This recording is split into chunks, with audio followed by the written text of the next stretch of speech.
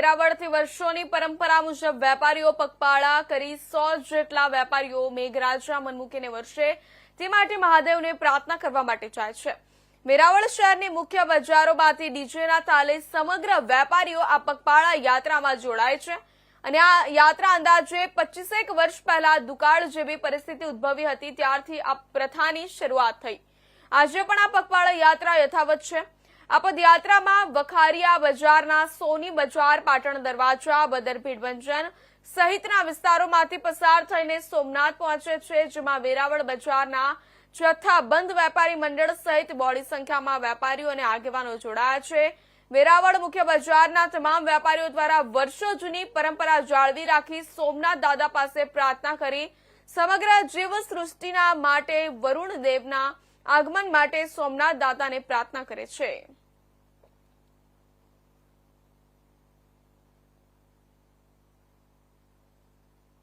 આજે વેરાવળ ખાતેથી 25 વર્ષથી વખારિયા બજારના જથ્થાબંધ વેરાવળ એસોસિએશન મંડળ દ્વારા મહાદેવ ફુલેશ્વર મહાદેવના આંગણેથી આ સોમનાથથી વેરાવળ પદયાત્રાનો આરંભ થશે।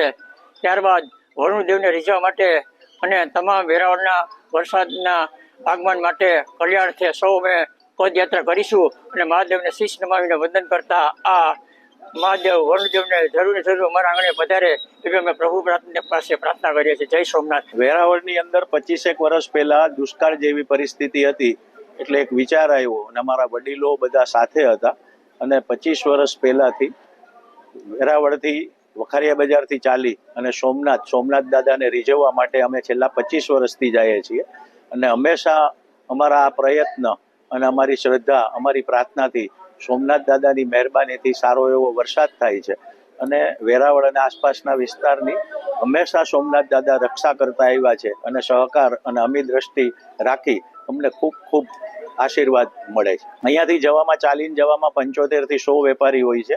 અહીંયાથી ચાલતા વખારિયા બજાર, સોની બજાર, પાટણ દરવાજા, બંદર, ભીડભંજન મહાદેવના બહારથી દર્શન કરી GIDC વાળા રોડ પાટણ ગામથી થઈ અને સોમનાથ મંદિર સુધી પગપાળા જઈએ છીએ।